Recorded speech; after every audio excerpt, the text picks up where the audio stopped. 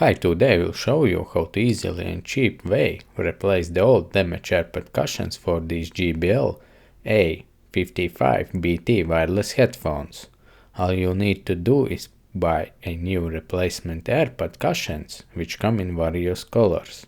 You can find links to the new AirPods in the video description. Once you receive the replacement pods, simply remove the old AirPods carefully, clean off any remaining glue and attach the new AirPods. Tip: the right side is where the power button is located. If you have any questions or suggestions after watching this tutorial, feel free to post them below this video.